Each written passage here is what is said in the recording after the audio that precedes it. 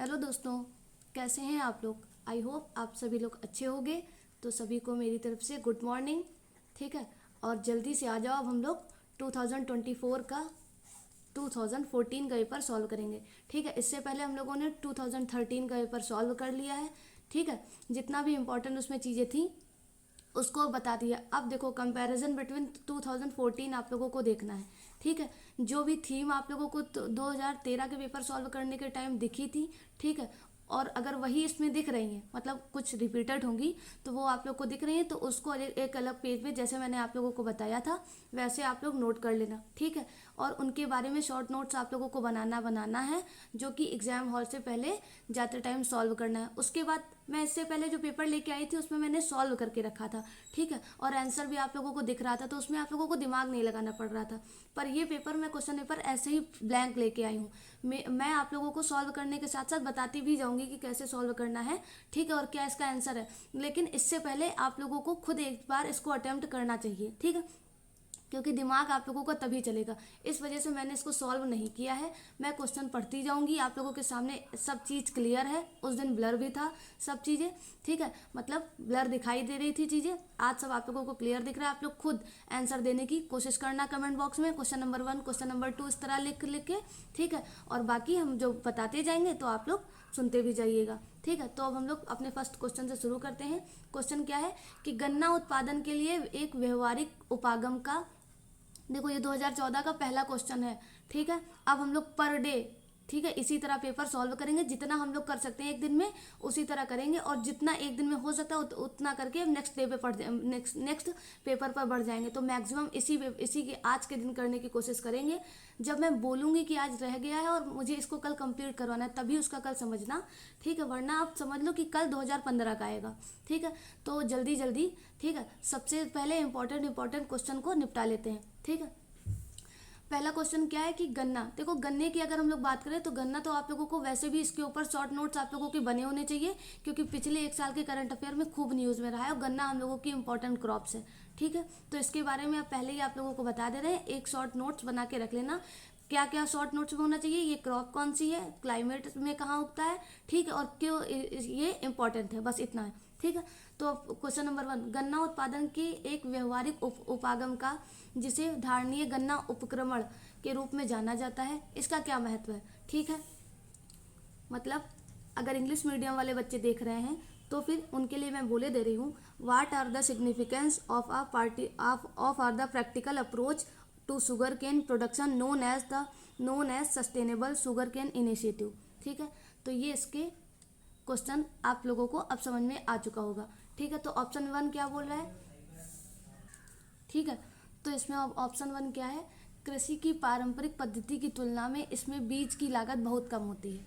ठीक है, तो जो सस्टेनेबल शुगर केन इनिशिएटिव है उसके बारे में बात किया जा रहा है कि कृषि की पारंपरिक पद्धति की तुलना में इसमें बीज की लागत बहुत कम होती है। ठीक, तो पहला ऑप्शन ये आप लोगों के सामने है। दूसरा ऑप्शन क्या बोल रहा है कि इसमें चयन ड्रिप सिंचाई का प्रभावकारी प्रयोग भी हो सकता है। ठीक है, देखो एक बात मैं आप लोगों को बता दूं कि जहाँ पर टेल पॉइंट में हो सकता है ना, जैसे पॉसिबल चीज़ें अगर ऑप्शन में होती हैं तो ये लगभग जैसे कि निगेटिव में आप लोग हमेशा केवल इन सब के बेस पर एलिमिनेट करते हो क्वेश्चन को, उसी तरह अगर हो सकता है, ठीक है, ऐसा पॉसिबल है जो पॉजिटिव थिंकिंग की तरफ बढ़ावा देता है। ठीक है, तो वो स्टेटमेंट सही हो जाता है। ठीक, वो मैक्सिमम सिचुएशन में सही रहता है। ठीक है, तो इसके बारे में आप लोगों को सोचना चाहिए। उसके बाद ऑप्शन तीसरा क्या बोल रहा है, इसमें रासायनिक अकार्बनिक उर्वरकों का बिल्कुल भी इस्तेमाल नहीं होता है। ठीक है, तो अब देखो ये स्टेटमेंट कितना भी जोर दे रहा है। ठीक है, अब उसके बाद चौथा, किसी पारंपरिक पद्धति की तुलना में इसमें अंतराशस्य की ज़्यादा गुंजाइश होती है। ठीक है, और ये अंतराशस्यन का इंग्लिश मीनिंग है इंटरक्रॉपिंग। ठीक है, अब आप लोगों को चीज़ें समझ में आ चुकी हैं regarding to sustainable sugar cane initiative. ठीक है, तो अब इसका आंसर आप लोग इजीली दे पाओगे। ठीक है, मैंने आप लोगों को इसका आंसर भी बातों बातों में बता ही दिया है, स्मार्ट बच्चे समझ सकते हैं। ठीक है, तो देखिए, अगर अब एक बार आप लोग खुद आंसर इसकी कमेंट बॉक्स में ईमानदारी के साथ देने की कोशिश करो। मैं चाहे जितना पढ़ा लूँ, अगर आप लोग उसको चीज़ों को नहीं समझोगे, उसका अटेम्प्ट नहीं करोगे, ठीक है, तो बहुत जल्दी चांसेस होंगी कि चीज़ें कि आप लोग भूल जाओगे। ठीक है। तो आप लोग अपना कर्तव्य समझ के कमेंट बॉक्स में हर एक क्वेश्चन का क्वेश्चन नंबर डाल के आंसर लिखते रहिएगा। मैं एक एक दो दो सेकंड या मिनट के लिए रुक रही हूँ, ठीक है। तो आप जल्दी से क्वेश्चन का आंसर देने की कोशिश करिए। तो आई होप आप सभी लोगों ने आंसर दे दिया होगा। मैं आप लोगों को इसका आंसर बता रही हूँ। देखो, मैंने जो बोला था कि जो हो सकता है ये सब चीज़ें पॉसिबल होती हैं, मतलब ये आंसर आप लोगों का ये स्टेटमेंट तो सही हो जाता है। तो अब देखो, पहले दो दो दो तो बोलो मैम ये तो सब में दिख रहा है, ठीक है, तो क्या तीनों थोड़ी ना सही है।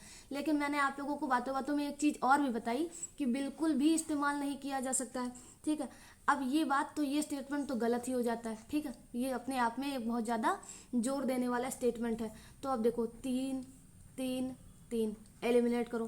भाई ये 2014 का पेपर है, 2025 या 26 का नहीं है कि कुछ ही क्वेश्चन में एलिमिनेशन लगता है। इसमें लगभग क्वेश्चन में एलिमिनेशन यूज़ हो रहा था उस टाइम पर, ठीक है। तो इसका आंसर नंबर भी हो जाता है, ठीक है। अब अगर हम लोग बात शुगर केन इनिशिएटिव की करें उस टाइम पर, ठीक है, तो ये जो था वो गन्ना उत्पादन का एक व्यवहारिक उपागम के रूप में जाना जाता था, ठीक है। मतलब उस टाइम के लिए ये यूज़ होता था। इसमें क्या था कि कृषि की पारंपरिक पद्धति की तुलना में इसमें बीज की लागत बहुत कम होती थी, जैसा कि स्टेटमेंट 1 बोल रहा है, ठीक है। लेकिन और इसमें ड्रिप सिंचाई का यूज़ भी होता था, ठीक है। तो ये भी स्टेटमेंट में बोला गया है। उसके बाद ड्रिप सिंचाई के यूज़ होने के बाद इसमें पारंपरिक पद्धति की तुलना में क्या इंटर क्रॉपिंग की ज़्यादा गुंजाइश थी, ठीक है। और इस पद्धति में कार्बनिक और अकार्बनिक दोनों रसायनों का प्रयोग किया गया था, जो कि इसमें बोला जा रहा था बिल्कुल भी नहीं किया गया। तो ये बात आप लोग स्टेटमेंट जो गलत है उसको सही करके पढ़ो, तो आप लोगों का शुगर केन इनिशिएटिव के मुख्य इंपॉर्टेंट बिंदु इसी स्टेटमेंट से तैयार हो गए। आप लोगों को अब शुगर केन इनिशिएटिव के बारे में पता चल चुका है। इस पद्धति का प्रारंभ, मतलब इसका प्रारंभ शुगर केन इनिशिएटिव का 2009 में किया गया था, ठीक है। और 2014 में क्वेश्चन आ गया था, ठीक है। तो अब आप लोगों को ये क्वेश्चन पता हो चुका। अब हम लोग नेक्स्ट क्वेश्चन पर बढ़ रहे हैं। नेक्स्ट क्वेश्चन देखिए, अगर क्वेश्चन क्या है, यदि अंतर्राष्ट्रीय महत्व की किसी आर्द्र भूमि जानते हो, वेटलैंड्स, ठीक है, आर्द्र भूमि को मॉन्ट्रियो रिकॉर्ड के अधीन लाया जाता है, तो इसमें इससे क्या मतलब हो जाता है, इससे मतलब इससे क्या अभिप्राय हो जाता है, ठीक है।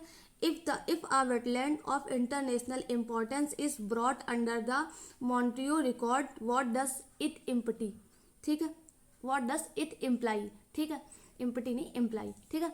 तो अब स्टेटमेंट 1 क्या बोल रहा है, मतलब ए मानव हस्तक्षेप के परिणाम स्वरूप भी आर्द्र भूमियों में पारिस्थितिकी स्वरूप में परिवर्तन हो गया है या हो रहा है, ये होना संभावित है, ठीक है। उसके बाद ऑप्शन बी क्या बोला, जिस देश में आर्द्र भूमि अवस्थित होती है उसे आर्द्र भूमि की कोर से 5 किलोमीटर के दायरे में मानव क्रियाकलाप को निषिद्ध करने के लिए विधि अधिनियमित करना चाहिए, ठीक है। उसके बाद स्टेटमेंट तीसरा क्या बोल रहा है कि आर्द्र भूमि का बचा रहना इसके आसपास रहने वाले कतिपय समुदायों को सांस्कृतिक प्रथाओं और परंपराओं पर निर्भर है और इसलिए इसके अंदर की सांस्कृतिक विविधता को नष्ट नहीं किया जा सकता है।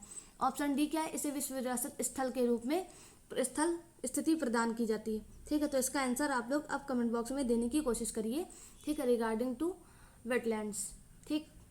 तो आई होप आप सभी लोगों ने आंसर दे दिया होगा और आप लोगों को मॉन्ट्रियो रिकॉर्ड के बारे में बिल्कुल पता होगा, ठीक है।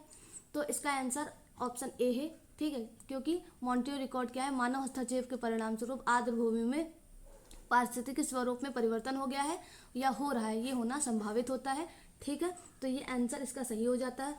अगर हम लोग बात करें मॉन्ट्रियो रिकॉर्ड, तो मॉन्ट्रियो रिकॉर्ड के महत्व की किसी आर्द्र भूमि में मानवीय हस्तक्षेप होने से परिवर्तनों को दर्ज किया जाता है, ठीक है। ये अंतर्राष्ट्रीय महत्व की आर्द्र भूमि में स्थलों का एक रजिस्टर होता है, ठीक। मॉन्ट्रियो रिकॉर्ड की मैं बात कर रही हूँ, ये जो है वो अंतर्राष्ट्रीय महत्व के आर्द्र भूमि के स्थलों का एक रजिस्टर होता है।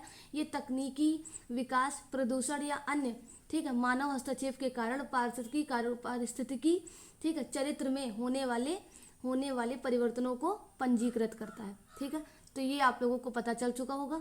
उसके बाद अगर हम लोग बात करें थर्ड पॉइंट की इसमें मॉन्ट्रियो रिकॉर्ड की, तो इसके बारे में इसे रामसर सूची के रूप में भाग देने में अनुरक्षित किया जाता है, उसके तहत अनुरक्षित किया जाता है। वर्तमान में अगर हम लोग बात करें तो वर्तमान में केवलादेव, जल्दी से कमेंट बॉक्स में बताओ केवलादेव कहाँ पर है, ठीक है, केवलादेव, ठीक है, वेटलैंड्स, और उसके बाद मतलब केवलादेव नेशनल पार्क, और उसके बाद, ठीक है, लोकटक झील, ये दोनों मॉन्ट्रियल रिकॉर्ड में भारत के ये दोनों क्षेत्र पंजीकृत हैं। ठीक है, अगर आप लोग कमेंट बॉक्स में मुझे केवला देव और लोकटक झील बता सकते हो तो मुझे प्लीज़ बता दीजिए। बाकी मैंने आप लोगों को इससे रिगार्डिंग जितनी भी इंफॉर्मेशन हो सकती थी क्वेश्चन सॉल्व कराने के साथ मैंने आप लोगों को दे दी है। अब हम लोग नेक्स्ट क्वेश्चन पर मूव करते हैं। अब ये बहुत इजी क्वेश्चन है, सभी को पता भी होना चाहिए, इसमें ज़्यादा मगजमारी करने की जरूरत नहीं है। निम्नलिखित द्वीपों के युग्मों में से कौन सा एक 10 अंश जलमार्ग यानी कि 10 डिग्री चैनल द्वारा आपस में पृथक किया जाता है? अंडमान और निकोबार और सुमित्रा और मालदीव और लक्षद्वीप, सुमित्रा और जावा। ठीक है, तो इसका आंसर फटाफट कमेंट बॉक्स में दे दीजिए। मुझे पता है आप सभी लोगों को इसका आंसर पता है। ठीक है, तो ऑप्शन ए क्या, Andaman and Nicobar 10 degree channels के थ्रू डिवाइड किया जाता है, ये आप लोगों को सभी लोगों को पता है। 49 डिग्री चैनल के थ्रू क्या डिवाइड होता है, कनाडा और अमेरिका। ठीक है, और उसके बाद अगर हम लोग बात करें तो लक्षद्वीप ठीक है, और लक्षद्वीप और मलिकू एटॉल जो है वो कितने 9 डिग्री चैनल के थ्रू डिवाइड होता है। ठीक है, उसके बाद ग्रेट निकोबार, ठीक है, ग्रेट निकोबार और सुमात्रा मतलब इंडोनेशिया का द्वीप है, सुमात्रा और ग्रेट निकोबार किससे, ग्रैंड चैनल के थ्रू क्या होते हैं, डिवाइड होते हैं। उसके बाद अगर मालदीव और लक्षद्वीप की बात करें, ठीक है, मालदीव जो कि हमारा पड़ोसी देश है, ठीक है, नीचे की तरफ साउथ की तरफ मालदीव, और अगर हम लोग लक्षद्वीप की बात करें तो ये कितने चैनल के बीच डिवाइड होते हैं, लक्षद्वीप जो है वो क्या है, वो कितने, ठीक है, तो उसका कोई डिग्री चैनल नहीं है, उसका नाम है मिनिकॉय चैनल। ठीक है, क्योंकि लक्षद्वीप का सबसे छोटा सबसे निचली जो पार्ट है उसका नाम मिनिकॉय है, उसी आइलैंड का नाम मिनिकॉय है, उसी के हिसाब से उसका नाम रख दिया गया मिनिकॉय चैनल। ठीक है, और अब अगर हम लोग बात करें सुमात्रा और जावा की, ठीक है, तो सुमात्रा और जावा को जो है वो सुंडा स्टेट के थ्रू डिवाइड किया जाता है। आई होप आप लोगों ने इन चारों पॉइंट को नोट कर लिया है और जाते टाइम जरूर रिवाइज करके जाओगे। ठीक है, क्योंकि पता नहीं कब यूपीएससी किस एक स्टेट या किस एक नाम से क्वेश्चन को कर सकता है। ये 2014 में अंडमान निकोबार को पूछ चुका, अभी 2024 में रिसेंटली 49 डिग्री चैनल को पूछ चुका है, तो पॉसिबिलिटीज़ है कि इन सबसे भी क्वेश्चन एक बार पूछ सकता है। ठीक है, अगर हम लोग बात करें अंडमान निकोबार की, तो अंडमान निकोबार में ही एक बैरन द्वीप है भारत का। ठीक है, बैरन द्वीप है और उसी को एक सक्रिय ज्वालामुखी के रूप में चिन्हित किया गया है, और वो रिसेंटली न्यूज़ में भी था, तो आप लोगों को वो भी पता होना चाहिए, क्योंकि अंडमान निकोबार पे वो बैरन ज्वालामुखी जो है वो भारत का एकमात्र सक्रिय ज्वालामुखी है। तो इसकी लोकेशन आप लोगों को पता होना चाहिए कि बैरन द्वीप ऐसे करके क्वेश्चन आ जाए। हाल ही में न्यूज़ में रहा बैरन द्वीप या बैरन ज्वालामुखी कहाँ पर था, तो ये आप लोगों को पता होना चाहिए, क्योंकि वो अलग अलग तरह इस क्षेत्र के स्टेटमेंट देने में बहुत माहिर होते हैं। तो आप लोगों को अंडमान निकोबार याद रखना पड़ेगा। ठीक है, अब ये रहा नेक्स्ट क्वेश्चन आप लोगों के सामने, कार्यक्रम या फिर परियोजना और उसका मंत्रालय। ठीक है, यानी कि मिनिस्ट्री, और उसके बाद ये प्रोग्राम और प्रोजेक्ट। ठीक है, तो पहला आप लोगों के सामने क्या है, सूखा प्रवण क्षेत्र कार्यक्रम यानी कि ड्रॉट प्रॉन एरिया प्रोग्राम। ठीक है, इसकी मिनिस्ट्री सामने क्या लिखी है, मिनिस्ट्री ऑफ एग्रीकल्चर। ठीक है, दूसरा नंबर क्या है, मरुस्थल विकास कार्यक्रम यानी कि डेजर्ट डेवलपमेंट प्रोग्राम, इसकी मिनिस्ट्री सामने क्या है, एनवायरनमेंट एंड फॉरेस्ट मिनिस्ट्री। ठीक है, उसके बाद उसके बाद ये ऑप्शन तीसरा क्या है, वर्षा पूरित क्षेत्रों हेतु राष्ट्रीय जल संभर विकास परियोजना। ठीक है, यानी कि national watershed development project for rainfed areas. ठीक है, और उसके बाद इसकी मिनिस्ट्री क्या लिखी है, मिनिस्ट्री ऑफ रूरल डेवलपमेंट। ठीक है, तो उपरोक्त में से कितने स्टेटमेंट सही हैं, आप लोग केवल 3, केवल 1, 2 एंड 3 और या फिर डी। देखो इसमें अब एलिमिनेशन तो काम कर नहीं रहा है, इसमें आप लोगों को जब मिनिस्ट्री पता होगा तभी चीज़ें क्लियर हो सकती हैं। ठीक है, अगर 1-2 का पता हो तो थोड़ा बहुत आप लोग एलिमिनेट कर सकते हो चीज़ों को। ठीक है, तो अगर हम लोग बात करें सूखा प्रवण क्षेत्र कार्यक्रम की, ठीक है, तो सूखा प्रवण क्षेत्र कार्यक्रम है तो कृषि मंत्रालय नहीं होगा। ठीक, इसकी जगह पर क्या हो सकता है, ये क्या है, ये ग्रामीण विकास मंत्रालय, जहाँ पर लिख रहा है वहाँ पर लिख लो, मैं बता रही हूँ इसका आंसर, ये क्या है, ग्रामीण विकास मंत्रालय है। उसके बाद अगर मरुस्थलीय विकास कार्यक्रम की बात करें तो ये भी ग्रामीण विकास मंत्रालय के ही अंतर्गत आता है। ठीक है। फिर अगर हम लोग वर्षा पूरित क्षेत्रों हेतु राष्ट्रीय जल संभर विकास परियोजना की बात करें, ठीक है, तो वो कृषि मंत्रालय के अंतर्गत आता है, ना कि ग्रामीण विकास मंत्रालय। ठीक है, तो इसमें ऑप्शन डी सही हो जाता है, कोई नहीं। ठीक, आई होप आप लोगों को चीज़ें समझ में आ चुकी हैं। ये थोड़ा चीज़ें ध्यान देने वाली ज़रूरत थी इस क्वेश्चन में। ये फैक्चुअल है और इसमें आप लोगों को चीज़ें जैसे जैसे 2025 में क्वेश्चन में पूछा गया था ईडी को लेकर, ठीक है, ईडी को लेकर, वित्त मंत्रालय को लेकर, इसी तरह ये भी क्वेश्चन बना है। उसमें तो बीच में कार्य भी दिए गए थे और एक तरफ मंत्रालय दिया गया था, एक तरफ संस्था दी गई थी। अब क्वेश्चन इतना स्मार्ट बनने लगा है, देखो थीम वही है, तरीका वही है, ठीक है, एक तरफ मंत्रालय, फिर बीच में उसके कार्य, उसके बाद ये संस्था, ठीक है। तो ऐसे अब मिलान करने को बोला गया था, उसके बाद पूछा गया था कि कितने सही हैं, चार चीज़ें थी, ठीक है। तो वो क्वेश्चन स्किपेबल था, ठीक है, नहीं आता है तो इस तरह के क्वेश्चन स्किप कर देना चाहिए निगेटिव मार्किंग से बचने के लिए, ठीक है, मुझे मेरी समझ में जितना आता है। अब क्वेश्चन नंबर 5 क्या है, बम्बई नेचुरल हिस्ट्री सोसाइटी के संदर्भ में निम्नलिखित कथनों पर विचार कीजिए। ऑप्शन 1 क्या है, यह पर्यावरण एवं वन मंत्रालय के अधीन एक स्वायत्त संगठन है, ठीक है। ऑप्शन बी क्या है, यह क्रिया आधारित अनुसंधान, शिक्षा एवं लोक जागरूकता के माध्यम से प्रकृति को बचाने का प्रयास करता है, ठीक है। ऑप्शन तीसरा, यह आम जनता की प्रकृति खोज यात्राओं और शिविरों का आयोजन करने के लिए संचालन होता है, ठीक है। देखो अब मान लो कि अगर इसका क्वेश्चन आप लोगों को, इसका आंसर आप लोगों को पता है, ठीक है, एक बार थोड़ा खुद के मन से सोच के देखो इसका आंसर क्या हो सकता है और मुझे कमेंट बॉक्स में बताओ, तब मैं आप लोगों को आंसर भी बता रही हूँ इसका, ठीक है। मैं तो समझा रही हूँ, मैं आप लोगों को सारे क्वेश्चन के आंसर बताऊंगी ही बताऊंगी, ठीक है, लेकिन आप लोगों की भी कुछ जिम्मेदारी होती है इस चैनल पर आकर, ठीक है, हमारे साथ जुड़कर, जो आप लोग कुछ लोग निभाते हैं और कुछ लोग नहीं निभाते हैं, जिसका मुझे बहुत ज़्यादा दुख होता है, मैं पर्सनली बता रही हूँ, ठीक है। मैं इतनी एफर्ट्स आप लोगों के पीछे लगा रही हूँ और आप लोगों का कंट्रीब्यूशन मतलब ना के बराबर दिखता है, ठीक है। यही जगह अभी आप लोगों को कोई इंटरटेनमेंट की वीडियो दिख जाती या कोई फालतूगिरी आप लोगों को बताता, तो आप लोग उस पर बढ़ चढ़ कर पार्टिसिपेट भी करते हो, ठीक है, और उसके बाद ज़्यादा से ज़्यादा उसमें कॉन्ट्रीब्यूट भी करते हो। तो ये बहुत ज़्यादा मतलब क्या बोलते हैं कि डीमोटिवेशन की बातें हो जाती हैं, जो कि सच में नहीं करनी चाहिए आप लोगों के थ्रू। कम से कम उसको बढ़ावा देना चाहिए जो आप लोगों को बढ़ावा देने की कोशिश करवा रहा है, ठीक है। चलिए ये तो रही बातें। अब अगर आप लोगों ने इसका आंसर सोच लिया है तो एक बार अब मेरी तरह से सोच के देखो, ठीक है। अगर यूपीएससी किसी भी मंत्रालय को स्टेटमेंट में देता है तो 90% वो मंत्रालय गलत ही देता है, ठीक है। यही आप लोगों ने ऊपर वाले क्वेश्चन में भी देखा, ठीक है। मतलब 90% मंत्रालय पे यकीन मत करना, मंत्रालय वाले जितने भी स्टेटमेंट हैं उसको आप लोग तुरंत कट कर सकते हो। अब इसको जैसे ही कट किया, ठीक है, वैसे ही आप लोगों को पता चल गया कि 1 एंड मतलब ए और डी हम लोगों के पास से गए। अब 50% का चांसेस बच गया ये हम लोगों का आंसर सही होने के लिए, ठीक है। यानी कि अब केवल बी हो सकता है या फिर 2 और 3 हो सकता है, ठीक है। तो अब इसका आंसर हम लोग कैसे निकालते हैं, इन 2 के आधार पर, ठीक है, क्योंकि अब हम लोग 2 ऑप्शन में फंस चुके हैं, ठीक है। तो अब देखो ये क्या करना है कि ये क्रिया आधारित अनुसंधान, शिक्षा एवं लोक जागरूकता के माध्यम से प्रकृति को बचाने का प्रयास करता है, ठीक है। मैंने आप लोगों को अभी ऊपर वाले क्वेश्चन नंबर 1 में ही बताया था कि जो पॉजिटिव स्टेटमेंट होते हैं वो सही होते हैं, ठीक है।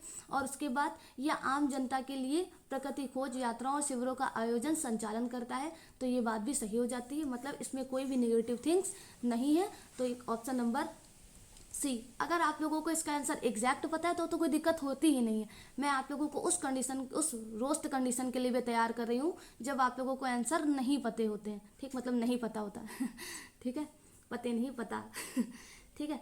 तो ये हो गया क्वेश्चन नंबर 5 आप लोगों का तैयार, ठीक है। अगर हम लोग बॉम्बे नेचुरल सोसाइटी की बात करें तो ये गैर सरकारी संगठन है, ठीक, गैर सरकारी संस्था है, जो कि सबसे बड़ी संस्था है, जो कि जैविक विविधता अनुसंधान, शिक्षण और सार्वजनिक जागरूकता के आधार पर, ठीक है, कार्यवाही के माध्यम से संरक्षण करता है। उसके बाद ये खतरे वाली प्रजातियों और आवास से भी संरक्षण करता है, ठीक है। क्वेश्चन नंबर 5 आप लोगों का रेडी है। अब आप लोगों को चीज़ें समझ में आ रही होंगी।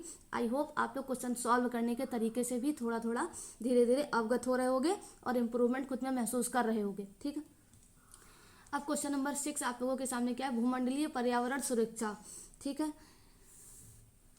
यानी कि ग्लोबल इन्वायरमेंट फैसिलिटी, ठीक है। उसके संदर्भ में निम्नलिखित कथनों में से कौन से सही है, इस पर विचार आप लोगों को करना है। ऑप्शन ए क्या है, जैव विविधता पर अभिसमय, ठीक है। उसके बाद जैव विविधता पर अभिसमय एवं जलवायु परिवर्तन पर संयुक्त राष्ट्र ढांचा अभिसमय के लिए वित्तीय क्रियाविधि के रूप में कार्य करता है क्या, ग्लोबल इन्वायरमेंट फैसिलिटी, ठीक है। ऑप्शन बी, या भूमंडलीय स्तर पर पर्यावरण के मुद्दे पर वैज्ञानिक अनुसंधान करता है।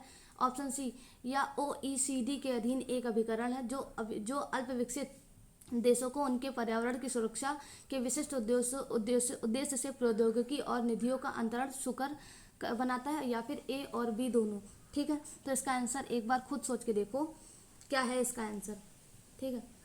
तो भूमंडलीय पर्यावरण फैसिलिटी मतलब ग्लोबल एनवायरनमेंट फैसिलिटी जो है वो, इसका एक ही ऑप्शन सही है, और वो क्या है, इसका काम ही वही है, ठीक है। कंफ्यूज करने के लिए ए और बी दे रखा है, सिर्फ ए इसका आंसर सही हो जाता है। आई होप आप सभी लोगों को भी पता होगा, ठीक है। तो इसका आंसर आप लोगों को पता चल चुका है। अब हम लोग भूमंडलीय पर्यावरण सुविधा की स्थापना जो है वो अक्टूबर 1991 में की गई थी। पहला पॉइंट इसको लेकर नोट कर लो। वर्तमान में 184 देश इसके मेंबर हैं। दूसरा पॉइंट इसका नोट कर लो। इसका हेडक्वार्टर याद रखना, ग्लोबल एनवायरनमेंट फैसिलिटी का हेडक्वार्टर जो है वो USA मतलब संयुक्त राज्य अमेरिका वाशिंगटन DC में स्थित है, ठीक है। अब वाशिंगटन DC की बात आ ही चुकी है, तो आप लोग बताइए कि यहाँ पर और कितने लोगों का हेडक्वार्टर है।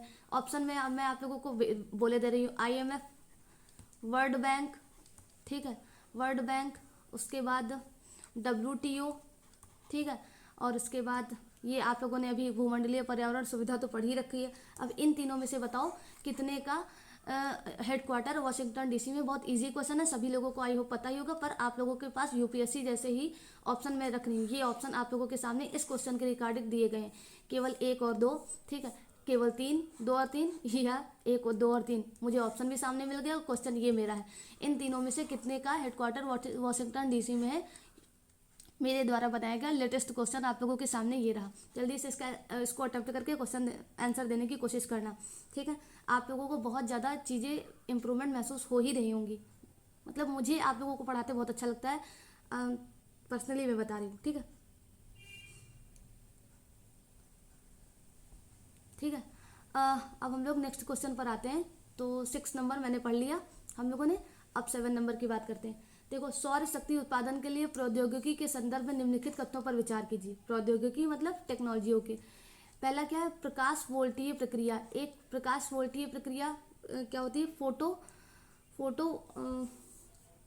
क्या बोलते हैं उसको, फोटोवोल्टेनिक्स, हाँ शायद फोटोवोल्टेनिक्स प्रोसेस एक प्रौद्योगिकी है जो कि प्रकाश के विद्युत में प्रत्यक्ष रूपांतरण द्वारा विद्युत जनन करती है।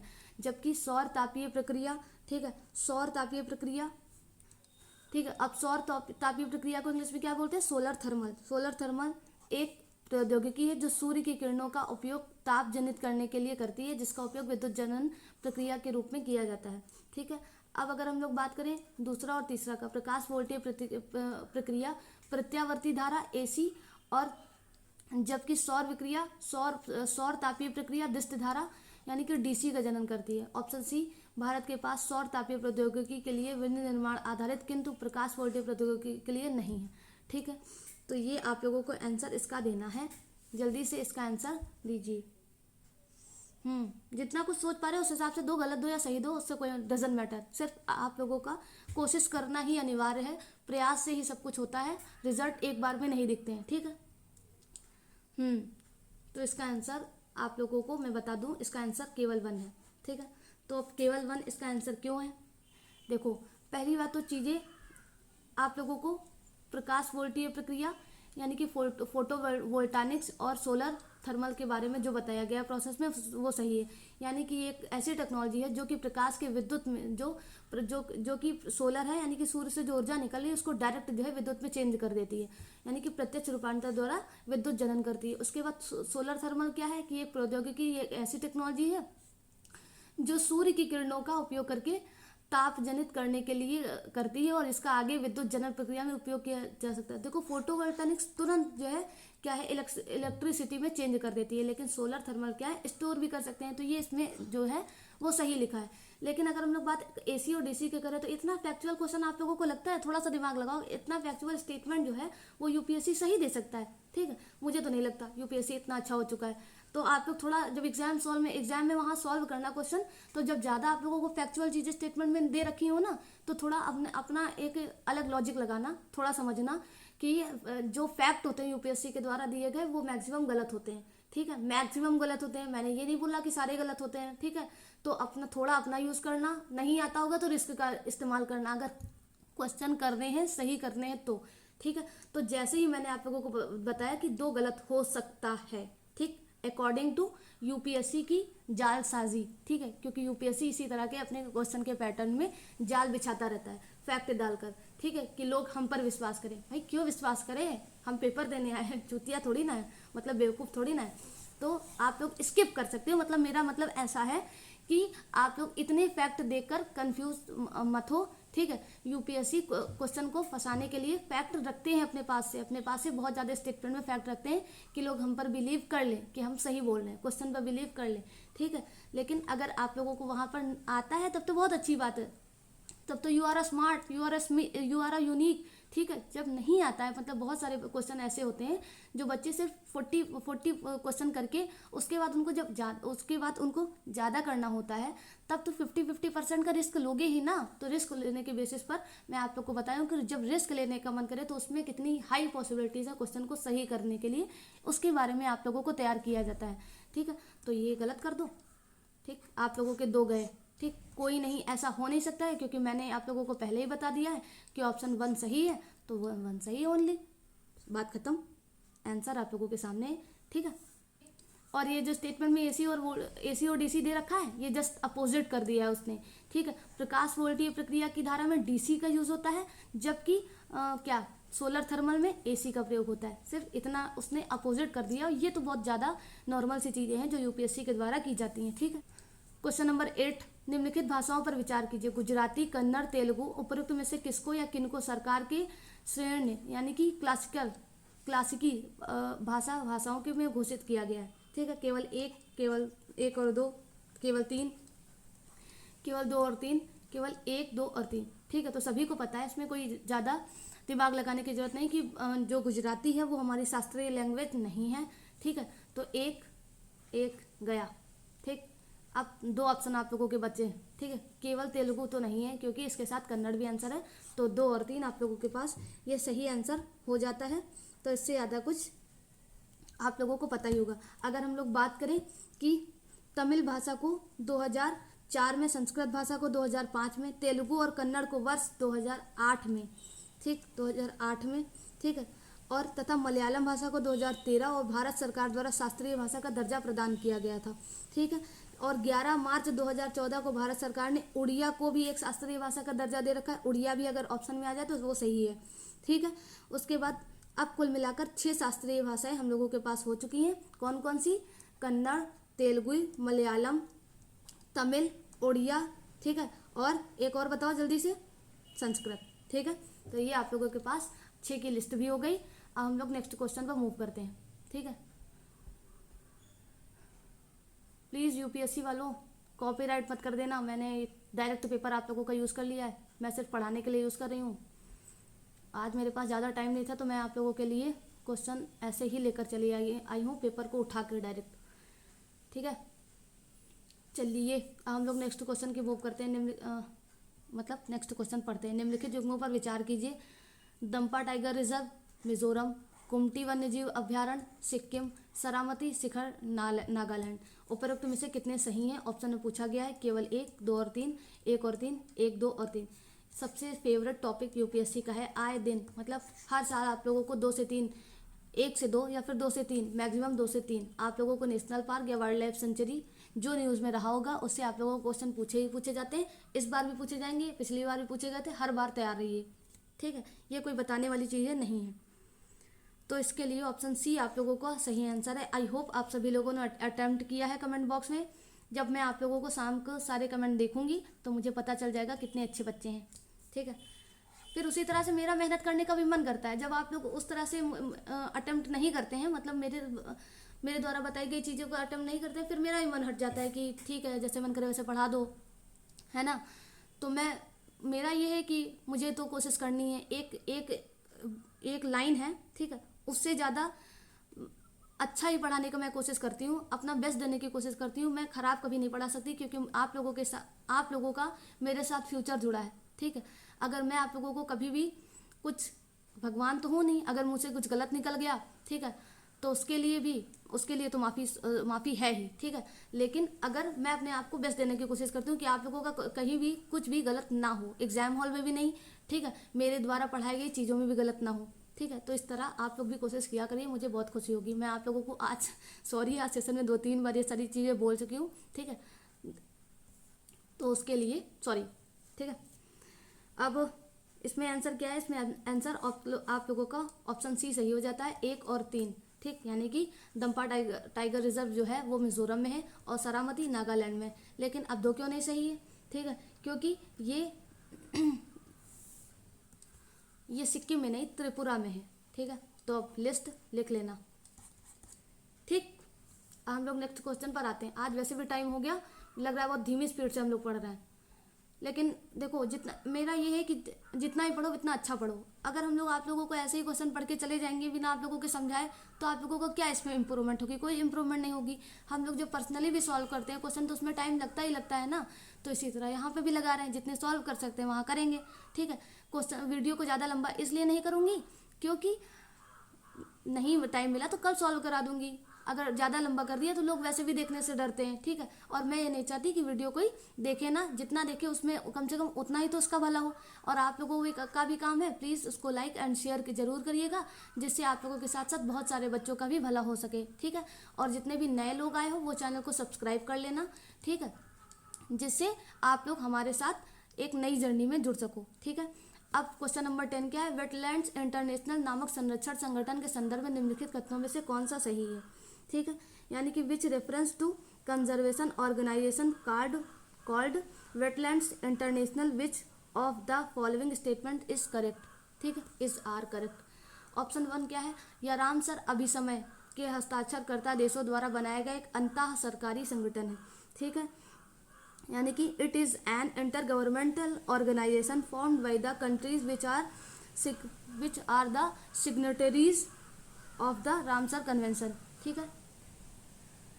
बहुत ज़्यादा आंधी चलने लगी बाहर, ठीक है। उसके बाद स्टेटमेंट दूसरा क्या है, या ज्ञान के विकास और संरक्षण के लिए तथा व्यवहारिक अनुभव का बेहतर नीतियों हेतु पक्ष समर्थन करने के लिए क्षेत्र स्तर पर कार्य करता है, ठीक है। यानी कि it works at field level to develop and mobilise knowledge and use the practical experience to advocate for better policies, ठीक है।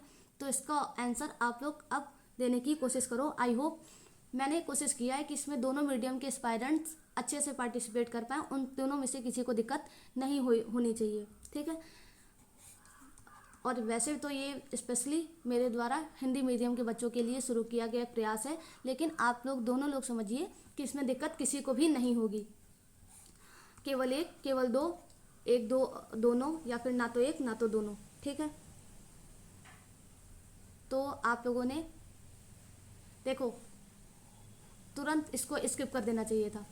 अब यूपीएससी इतनी डिटेल जानकारी भाई कब से देने लगा, ये अंतः सरकारी संगठन है, उनको तो यहीं पे मौका मिला है क्वेश्चन को गलत करने का, तुरंत हटाओ इसको, एक को, बस गए 2 क्वेश्चन। अब जब एक गलत है, ठीक है, अब आप लोगों को 2 पे विचार करना है। इसके बारे में अब आप लोगों को पता होना चाहिए, या ज्ञान के विकास और संग्रहण के लिए व्यवहारिक अनुभव को बेहतर नीतियों पक्ष समर्थन करने के लिए क्षेत्र स्तर पर कार्य करता है। पॉजिटिव स्टेटमेंट दे रहा है, मतलब सही हो सकता है, ठीक। तो ये आप लोगों को सही पता चल गया, ठीक। अब हम लोग नेक्स्ट क्वेश्चन की ओर मूव करते हैं, ठीक है। अगर इसके बारे में हम लोग थोड़ा आप लोगों से डिस्कस करें तो वेटलैंड इंटरनेशनल एक गैर लाभकारी, ठीक, अंतः सरकारी संगठन नहीं है, एक गैर लाभकारी और गैर सरकारी वैश्विक संगठन है जो आर्द्र भूमियों एवं उसके संसाधनों की सुरक्षा एवं संवर्धन हेतु कार्य करता है। और इसका मुख्यालय, हेडक्वार्टर की बात करूं मैं तो इसका हेडक्वार्टर कहाँ है, नीदरलैंड में है, नीदरलैंड में स्थित है। यह संस्था 100 से अधिक देशों में कार्य करती है, ठीक। अब आप लोगों को इसके बारे में कोई भी क्यूरीज नहीं रह गई होंगी। इसके बारे में अगर आप लोगों को कोई इसके बाद भी कोई डाउट लगता है तो प्लीज़ कमेंट मी, ठीक है। अब क्वेश्चन नंबर 11 इतना इम्पोर्टेंट है कि 2025 में भी इसके ऊपर क्वेश्चन आ चुका है, ठीक है। तो हर एक सिचुएशन में आप लोगों को कुछ ऑर्गेनाइजेशन ऐसे हैं जो आप लोगों को याद रहने चाहिए। 2026 के प्रीलिम्स के लिए मैं आप लोगों को बता दूं, पहला एक ब्रिक्स है, पता होना चाहिए, ठीक है। दूसरा, सबके बारे में तो यूपीएससी लगभग क्वेश्चन पूछ चुका है, एससीओ के बारे में पूछ चुका है, ठीक है, सार्क के बारे में पूछ चुका है, ठीक है। उसके बाद क्या ब्रिक्स हो चुका है, बिम्स्टेक के बारे में पूछ चुका है, बिम्स्टेक भी 2025 का क्वेश्चन है, ये आप लोगों को खुद पता होना चाहिए, ठीक है। अगर उसके बाद मैं बात करूं आप लोगों को, तो अब लेटेस्ट 2026 के लिए जो आप लोगों की बहुत ज़्यादा न्यूज़ में होना चाहिए, मतलब नज़र में होना चाहिए, तो ओपेक और ओपेक प्लस, ठीक है। ओपेक और ओपेक प्लस के जितने भी मेंबर हैं प्लीज़ याद रखिएगा, ठीक है। एक बार नहीं, अगर आप लोगों ने शॉर्ट नोट्स बनाए हैं जाकर तुरंत तैयार कर लेना। 90% से ज़्यादा पॉसिबिलिटीज़ है कि ये क्वेश्चन आप लोगों को एग्जाम में रखा रखाया मिल जाए, ओपेक और ओपेक प्लस के रिकॉर्डिंग में, ठीक है, मतलब उसके रिकॉर्डिंग में, ठीक है। और उसके बाद अगर आप लोगों को और पता होना चाहिए तो पैक्स सिल्का हाल ही में न्यूज़ में था, इसके मेंबर भी आप लोगों को पता होना चाहिए, पैक्स सिल्का के मेंबर, ठीक है। तो इतना आप लोग याद रख सकते हो। उसके बाद अगर याद रख सकते हो तो थोड़ा याद कर लेना, अगर तो I2U2 पता होना चाहिए आप लोगों को, ठीक है। फिर बस इतना याद कर लो, शायद क्वेश्चन बन जाए, ठीक है। जितना मुझे नॉलेज होता है मैं आप लोगों के साथ शेयर करती हूँ, क्योंकि मुझे लगता है कि इन सब में से कुछ एक का बन जाना चाहिए। एक तो मेरी तरफ कौवे इतने रहते हैं ना, मैं उन्हीं से बहुत परेशान हो चुकी हूँ। हर जब मैं वीडियो रिकॉर्ड करती हूँ तो यहीं पर आके मेरी छत के पास बोलना शुरू कर देते हैं। उनको पर्सनली दुश्मनी है ना मुझसे, ठीक है। देखो, अब ब्रिक्स के रूप में ज्ञात देशों के एक समूह के संदर्भ में निम्नलिखित कथनों पर विचार कीजिए, ठीक है। ऑप्शन 1, ब्रिक्स का पहला शिखर सम्मेलन रियो डी जेनेरियो 2009 में हुआ था। ऑप्शन बी, दक्षिण अफ्रीका ब्रिक्स समूह के अंत में शामिल हुआ था, ठीक है। तो इसका आंसर आप लोग जल्दी से क्वेश्चन में देने की कोशिश करिए। फिर वही बात आ गई, आप लोगों को लगता है कि यूपीएससी इतनी डिटेल इन्फॉर्मेशन दे सकता है, इतनी डिटेल इन्फॉर्मेशन दे सकता है, तुरंत इसको हटाओ, एक गए तुरंत, ठीक है। अब ब्रिक्स के बारे में सभी को पता है कि ब्रिक्स कौन से 5 देशों का समूह है। भारत, रशिया, मैं पहले सही बता रही थी, ब्राज़ील, रशिया, इंडिया, चाइना, ये 4 तो हो गए। अब सबसे लास्ट में आप लोगों को क्या क्या दिख रहा है, एस दिख रहा है, एस फॉर साउथ अफ्रीका, ठीक है। तो हाँ भाई, जब ये पहले क्या था, ये 4 थे सिर्फ इसमें और ये ब्रिक था, लेकिन जब साउथ अफ्रीका इसमें आकर जुड़ गया 5वां मेंबर लास्ट में, तभी से ये ब्रिक्स हुआ है, ठीक है। तो ये स्टेटमेंट सही है, ऑप्शन 2 इज करेक्ट। अगर मैं आप लोगों को ब्रिक्स के बारे में कुछ बताऊं तो ये एक उभरती राष्ट्रीय अर्थव्यवस्थाओं का एक संघ है। इसके घटक में, मतलब इसके मेंबर जो है वो फिर से मैं बता दे रही हूँ, Brazil, Russia, India, China, south Africa है, ठीक है। पहले ये ब्रिक हुआ करता था, ठीक है। 24 दिसंबर 2010 को दक्षिण अफ्रीका ने जब इसको ज्वाइन किया, तब से ब्रिक्स हो चुका है, ठीक है। इस संधि पर पहली बैठक 16 जून 2009 को रूस की, ठीक है, येकातेरिनबर्ग में हुई थी, ना कि रियो डी जेनेरियो, ठीक। 2009 सही है, लेकिन रियो डी जेनेरियो स्थल गलत दिया है, तो ये आप लोग समझ सकते हो, ठीक है। तो आज का टाइम हो चुका है। अब मैं आप लोगों को ये क्वेश्चन शायद मैं कल सॉल्व करके लाऊं ये पेपर, तो आप लोगों को जल्दी पढ़ाने में आसानी होती है। आज मैंने आप लोगों को सब ट्रिक वगैरह समझा के चीज़ें बताई हैं, इसी वजह से ज़्यादा टाइम लग गया, पर मैं कोशिश करूँगी कल भी जितने भी हों आप लोगों को इसी तरह पढ़ाया जाए, ठीक है। इससे आप लोगों का थोड़ा दिमाग भी बढ़ता है और चीज़ें अच्छी भी लगती हैं। अगर आप लोगों के सेशन आप लोगों को इसी तरह अच्छा लगा हो तो कमेंट करिएगा, मैं इसी तरह कल कंटिन्यू करूँगी, ठीक है। या फिर कुछ इम्प्रूवमेंट चाहिए तो वो भी कमेंट बता सकते हो। बाकी आज के लिए जय हिंद, have a nice day, bye bye. बाकी मैं आज आप लोगों के साथ जितनी बातें करनी थी अपने मन की, मैंने आप लोगों के सेशन के दौरान ही कर दी है, ठीक है। कुछ भी उल्टा पुल्टा बोल दिया हो तो उसके लिए सॉरी, बाय बाय।